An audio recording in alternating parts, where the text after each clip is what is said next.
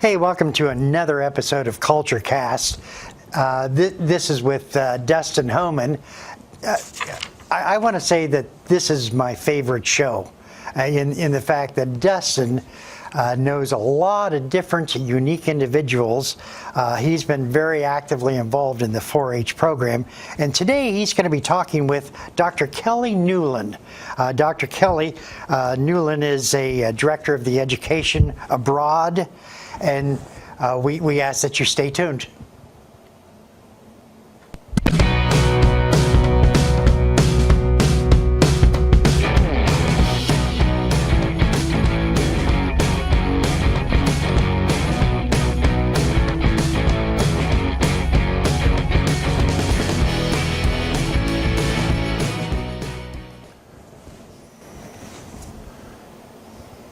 Hey, welcome back. Dustin, are you there? I am. How are you, Patrick? Doing well. It is always a pleasure being involved with your program. You have such neat guests. Well, thank you, Patrick. And to all of our viewers, thank you for tuning in. Happy fall. The cool weather has finally arrived, and that's been something I've been really looking forward to. You know, reflecting back on our Culture Cast, Patrick, I had to look. We've been at this now for almost 2 years. Wow. Bringing in current Ohio State students, Ohio State alumni, 4-H members, all to talk about their international experiences. And the one person we have not had on is the head kahuna herself, who actually coordinates all of these education abroad trips through the College of Food, Agriculture, and Environmental Sciences. And her name is Kelly Newlon. And by what I believe was divine intervention at Farm Science Review a couple weeks ago, she walked into the building where I was stationed, and I said, Kelly, I need to have you on this show. So we are so grateful that she is here. Kelly, thank you for joining us and for being here this morning. I'm super excited to be here, and I also think it was potentially divine intervention because I've known you since you were just a squirt, and and I really have a great deal of fun and have a great deal of passion for what students learn through these experiences. And that's very clear, and you've just been a great asset for our college. Me being a product of it, you've been so available to students. And I especially am grateful for you because when I was an undergrad, I decided that I wanted to go do my own study abroad thing. And that was something that you helped me work through, even with some travel warnings and other red flags that were put up. And that was my trip to Kenya. So I'm just so grateful for that. But Kelly, will you tell the audience a little bit about yourself and your current role? Yeah, my title here is Director of Education Abroad for the College of Food, Agricultural, and Environmental Sciences. And it's kind of a dual role. I'm also 50% stationed with the Office of International Affairs for Central University. So that means that I can follow all of the policies and rules and making sure that students are safe and well taken care of abroad, but also then having the college station side of things helps us ensure that we, for instance, meet all of the learning assessment and outcome goals that we have. Like, for instance, for an animal science student or a food ag bioengineering student, it's my job to be a specialist in those areas across all of our majors so that we can ensure that the students have a good learning experience that's going to be of value to them in terms of getting a job. So I'm in my 13th year doing this work, and I'm just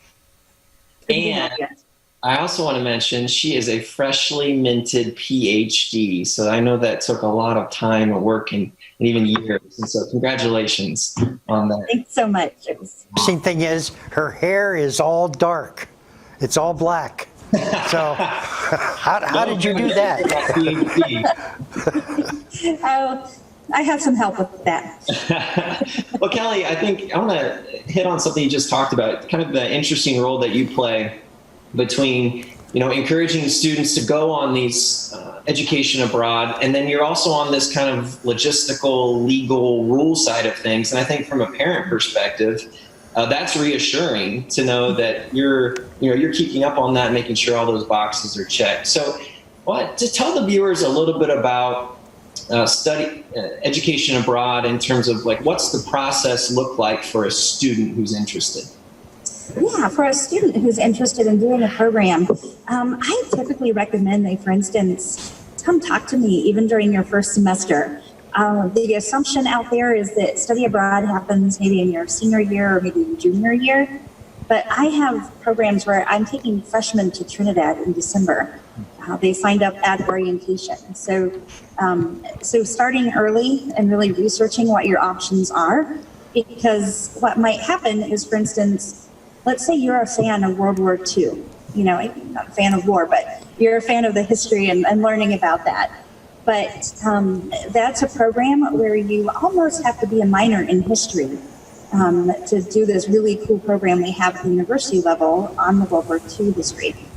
So what you want to do is, maybe hold on to some of the history courses you might need. So maybe not that freshman year taking a world history class or something, because you're going to have this opportunity a little bit later after maybe you've taken some prereqs, for instance, to engage in that program. And then sort of what a student does is they'll search online, or they'll come in and talk to myself or my colleague Brian Vonderhaar, and sort of figure out which program best suits them, whether it's because of time of year, cost of program. I have programs that range this year from $2,300 to probably over $8,000 for, like, for instance, Antarctica is an option. So there's a wide range of costs, there's a wide range of timing, credits that students earn. So they would dig into that and really figure that out. And then we can coach them through some of the financial side pieces of that and how they might be able to afford these programs, whether that's through financial aid, scholarships, students taking jobs delivering pizza. It's one that I had at one point for a student finance a program in Honduras. And then they do go through an orientation process where we talk through health and safety, what they need to know about being in that country.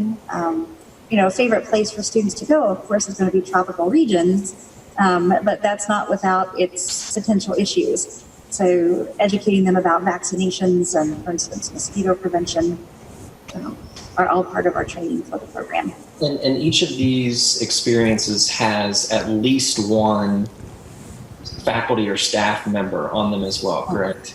Yes, actually, even university policy is now that we have at least two. And then the only exception would be if, for instance, there's a faculty member from the hosting country that is tying in with the program, so that if, for instance, our resident director needed to take a student to the doctor to be checked to see if they have strep throat, that there's always someone, though, still behind with the rest of the group. So we in all cases have two people in some way. A quick question. I'm sorry. Just a real quick question. Are there a favorite country or two that many of the students look forward to seeing, or are they just interested in a variety of different countries? Yeah, good question. We have, I can offer students opportunities on all 7 continents, right? So, Antarctica is always sort of one that students are like, oh, wow, that's really pretty interesting. I would love to go to Antarctica, but it's not always feasible for every student. It doesn't count in their major, or it's super expensive. So I would say one of the most popular with our students here in the college is actually Ireland. We have a number of animal science-based programs there, which is our largest major within the college as well. And it's just really interesting to go and experience sort of the UK style of agriculture, what their policies are. But then the cultural visits they get to do tucked in around those types of things, kissing the Blarney Stone. We probably have the most talkative students on campus because of how many have kissed that Blarney Stone. But a lot of fun with that one. On the topic of Antarctica, okay, let's go with some of your photos, because I agree with you. I think this is such a fascinating opportunity, unique. I'm a little bummed that this was not available when I was a student, so I'm going to live vicariously through you. Sarah and Dwayne, if we could throw up a photo or two of Kelly's visit down to Antarctica. And while they're doing that, Kelly, tell us a little bit about what students would you recommend going on this kind of trip? For Antarctica, it's actually designed to be more of a research-based program. So students who primarily environment and natural resources was the initial focus. But then we actually kind of gave the program to the university's Office of Research and Creative Inquiry. And so, so we have students who are doing bird counts at different latitudes on the way down. We have students who are maybe doing potentially research projects on the artwork and maybe the history of the explorers to go to Antarctica. So really, it's open to any student. They just need to be willing to do a research project and present that at least as part of a group at the Denman Research Forum. But that we see in this picture. yeah, these are primarily School of Environment and Natural Resources students. This one is from a few years ago, but it's such a good picture I had to provide it. So every once in a while we'll include the option of them kayaking on the program. And so these are some of our more adventurous type students. I would say in general, regardless of major, you need to be adventurous. And these are those students. This picture sort of represents some adventure. Some friends I met on the cruise convinced me that I wanted to do the camp out. So what I'm standing in is a hole that I dug that I slept in on Antarctica. So we woke up to gale force winds. Somebody's bag actually blew away. The winds were so strong, but it was a great experience. This picture was probably taken around midnight as well. So that's something that I think we know, or like we're taught, it's daylight 24 hours a day during what is the winter season, but it's their summer. But until you're there and the sun never goes down, literally, I think it was Gordon Keene who used to say the sun never sets on Ohio State. But while we're in Antarctica, we've got it covered. So were you able to get any shut-eye? Oh, yeah. I got hot. I ended up having to take off some of those layers that you see because you're sort of insulated in a couple of layers of thin but very technical sleeping bags that they gave us to use. And yeah, it ends up being 98.6 degrees in there. You're going to have to open it up. We had Natalie Miller on the show a couple months ago to talk about her experience to Antarctica. And the one thing that vividly sticks out in my mind is when she talked about the penguin trails or tracks. Yes. And how you couldn't step on them because you would throw all the other penguins off following them. Things that they have their lanes and you stay in your lane. So, and it is, so it's one lane goes one direction, one lane goes the other. And if you step, it kind of creates like a railroad track with a crossing. And then they cross over the other track and it's like a pileup. That is so interesting. Yeah. When do you plan to go back to Antarctica? Yeah, I didn't plan to do that one. So it turned out we had signed on with the organization that we go through that helps organize everything. And nobody from OSU, though, had ever done the experience with them. We have faculty members who've done research in Antarctica, especially through the Earth Sciences Department here. So they called, though, with a few months to go and said, we have a berth, a bed, that hadn't been claimed, but it had to be a female because it would be shared with another woman on the boat. So a random ad hoc person. So so they offered it to us at their cost. And so I ended up going to basically the cost of an airfare and maybe $500. The university sent me to interview the doctors, get a sense of, okay, so we have insurance, but how do we use it in this situation? I asked all the questions, even if a student has a psychological break, or breaks a leg, where do we put the student? How does the ship navigate to get to a place where they could be airlifted out? Asking all of those questions and taking pictures of the helipad and fire extinguishers and all of the equipment in the doctor's bay. So I got to be that person for Ohio State, and that's how I ended up there. Yeah. Are you planning a trip back there with students? The university is, but when we actually send them with the students, we actually send experts on the content area. So, I mean, it would be a potential, maybe like an emergency type situation that maybe somebody couldn't go and someone needed to step in last minute. And we needed somebody sort of on the university payroll who is trained and can be sort of flexible in those situations. That, for instance, happened to me twice last year. In my 12 years, it had only happened one time before. And then last year, it happened to me twice. So I think I have some pictures of Costa Rica and then maybe South Africa from summer 18. So I've fallen into some really great experiences. Like the South Africa program in particular, it was a 5,000 level course in animal welfare and behavior. So I ended up, cramming and reading journal article upon journal article and creating schematics that would help me teach these students or lead them in reflection. The picture that's up now, I actually think is pretty interesting, especially when you're talking about like culture cast. These are orphan baby rhinos at a farm we visited. But if you notice, I mean, they are sort of like nipple buckets. But when we buy them, for instance, at Rural King, the nipple's at the bottom, right? So, so why would the nipple ever be placed at the top, right? Well, the thing is, these little baby rhinos are voracious eaters. And so when the nipple was at the bottom, they were getting too much air and they were getting too gassy. So what they did is there's like a straw from the nipple at the top. And so there's always sort of a lot of liquid, a high volume of liquid so the air doesn't get in as they nurse from these buckets. As I hear you talking, I'm thinking, I mean, obviously this will be good for animal science students, but based on your bucket demonstration, maybe good for engineers too, to see some different ways that people are problem solving in different cultures, but it is to see, different ways that people think. And it's not just for animal science students, I would assume as well. So, I mean, right.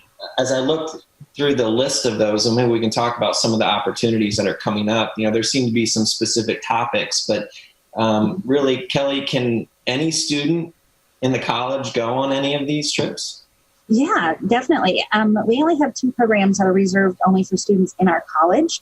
And that would be a Trinidad first year program because we're trying to build a cohort of students who are internationally interested within our college. And then our Brazil Alpha Zeta Partners honorary is limited to our students. And let's go to that Trinidad experience. And Kelly had provided us some photos. Dwayne and Sarah, there's one of a man, looks like he's playing some music. So that would be a good one. There we go. So Kelly, tell us about this photo and then the experience that a student would have. Yeah, so this is kind of representing some serendipity. We actually had taken students up to, there's like an NFFA, the National Farmers Organization in Trinidad that is sort of farmers helping farmers in some cooperative type situations. And we were out near one of the gardens, and one of the workers is the son of a man who invented or spearheaded organic music. So in the lab at his home, there's just all of these different types of instruments, and they're all made out of things just from around the house. But steel drums were sort of the origin of this historically, because Trinidad has a lot of oil. From the early days, the big steel drums were what was used for the oil. And so, especially like the rural culture, they then started creating then steel drums, like not steel barrels, but steel drums out of that. So that would be like one of the very first organic musical instruments. Wow. So he invited all the students, for about 21 or so, into his small home and just started playing instruments for us just to give us a sense, little matchbox guitars or pipes that you'd spin in the air and whistle. Was this on the itinerary? No, completely serendipitous. And those are some of the most fun experiences on Education Abroad because you had no idea. You just sort of happened to fall in at the right time. So like one time we had a group in Costa Rica who, there's an astronaut from Costa Rica, And Paul Heimberger, one of our advisors and who's led the program for over 10 years now, has a mind like a trap. And he recognized this man running alongside the road. He said, "Stop the van." And so they got out and started and had a conversation with the only Costa Rican astronaut ever. That's incredible. So things like that happen on our programs all the time. And remind the viewers, the Trinidad trip, who is that targeted towards? Those are our first semester freshmen. So we educate them about that through our recruitment process coming into the college, and then especially at orientation. Their summer orientation where they come to schedule classes. We sign them up for the program there. And then in December, so all semester we have a 1 hour class. We meet once a week. So to prepare them about Trinidad this past week, they, for instance, learned about agricultural products and the history of those in Trinidad. Next week, they'll learn about packing to go to Trinidad. So each week a different lesson, and then we leave immediately after finals. So we'll be down there from December 13th to 23rd this year. Let's talk about the other program that you mentioned, the Brazil trip.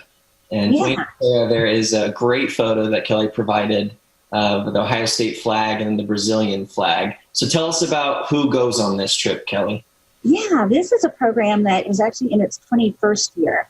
And it was created, there we go. So this is an honorary group. So students who have finished up at least one semester at OSU and have a good GPA are invited to apply. And then, and whether it's their second or third year, they sort of have a whole host of seminars. So the first one is about their personal leadership style. The second one is about diversity and pluralism and understanding the intersection of their style with that. And then international change.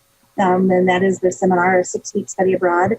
We host ourselves out of the university in Piracicaba, Brazil, called ISALP. It is the premier agricultural university in South America through the University of Sao Paulo. And then they come back and they spend spring break in DC learning about change from the American, federal context. But they do some really cool things as well there. We've had, for the first time in maybe 20 years, I went horseback riding on that one. But so we have, going to John Deere plants that make these massive sugar harvesters, that just dwarf people when you are up next to it. Yeah, and our viewers may remember Matthew Klopfenstein was on the show a couple months ago, and he talked about his trip to Brazil. And again, the one thing that really stuck out in my mind was he talked about the food, Kelly, and how it just continues to come. It's like a 3-hour affair for dinner every night. A churrascaria, yes. Yeah, and for anyone that's been to a Brazilian steakhouse here in the States, you get a little taste of that, but I would assume that's not the full experience like you would get in Brazil. No, and we have this leader down there who coaches the students, and he'll tell them, don't eat the carbs. He'll come around with those first and try to fill you up so you don't eat all the meat. Don't eat it. Don't fall for it. There's a game plan for how you tackle this 3-hour meal. And then when it's over, so they just keep bringing all of these different cuts, whether it's the hump, which is something we don't typically have here in the U.S. because we don't eat that. Those breeds of cattle, we don't raise them as much here because they're the drought tolerant types. But they're these really amazing cuts, and then we go unique cuts. And then the trick is, though, if you don't want to be sick later, because a lot of times they would then put us on a bus to go out and travel. And so I know, right? And you would just be, full of meat and protein, and your body's struggling to digest it. So the trick is, though, they offer this dessert of grilled pineapple. So you get some of that acid in your belly to help things along. And it's...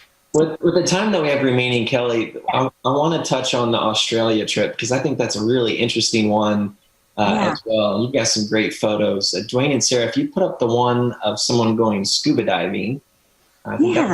So Kelly, will you tell us a little bit about what this experience is about? Yeah, so this is one of a couple of programs we offer through the School of Environment and Natural Resources, the other one being in New Zealand, that are during our May term. And the Australia program in particular, it is like human impact on a changing ecosystem.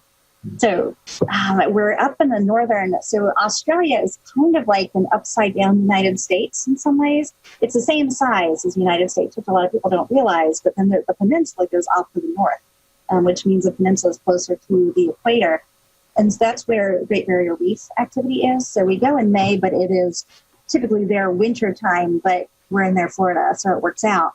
But we're in the tropical rainforest, and students will do anything from a farm stay with a family that has lived there for maybe generations, to snorkeling on the Great Barrier Reef for 3 days. And they actually do research. So we put out a transector, like kind of tape measure, and they'll be assigned to different species of fish, and they'll count male, female of the species, so that we can gauge the health of the reef. And we go back and have a debate, and then we're given a scenario like the government wants to change policies. Then students will be assigned, like you're the fisherman, you're a tourist, you're a homeowner, and really have to debate out some of these great big grand challenge type issues from different perspectives. It's a really great program with a lot of educational value. Absolutely. And unfortunately, we're not going to get to a lot of other Kelly's photos in the time that we have available. But Kelly, if people have questions or want to investigate a little further, is there a website they could go to? Sure. We have the College of Food, Ag, and Environmental Sciences website is CFAES.OSU.edu/study abroad. And that's the website for my office in particular. But you could also go to Education Abroad at educationabroad.osu.edu. And that is the university's study abroad page. Awesome. Last question, Kelly. I always end every culture cast with this. Tell the viewers, why should you study abroad? Yes, you should definitely study abroad because it'll change your life. I mean, I did my dissertation on this work. So cultural competencies are growing. Your knowledge about your field is growing. You meet friends, and it's a lifetime of memories, but not just memories that are for the sake of your social well-being, but memories that actually lead into you better understanding the world around you, making friends, and being a better employee wherever you are. Well, I don't know about you, Patrick, but I'm ready to study abroad. Well, I was just thinking, what I'm probably going to do is go back to college. I think I'm going to go to the College of Food, Agriculture, Environmental Sciences, and maybe I can go on some of these trips. Kelly, Patrick and I always joke that we're willing to carry bags at the very least. Yeah. Right. Okay. I will keep that in mind. We'll build that into a budget. And you want magic, so I would suggest taking Dwayne and Sarah along also. There we go. Kelly, I want to personally thank you so much for your time, and this was fun and energizing. And Dwayne, Patrick, Sarah, thank you for everything you do behind our scenes. And last but certainly not least, our viewers, thank you for tuning in. And until next month, we hope you will join us again as we explore another wonderful part of this beautiful world that we live in. Thank you.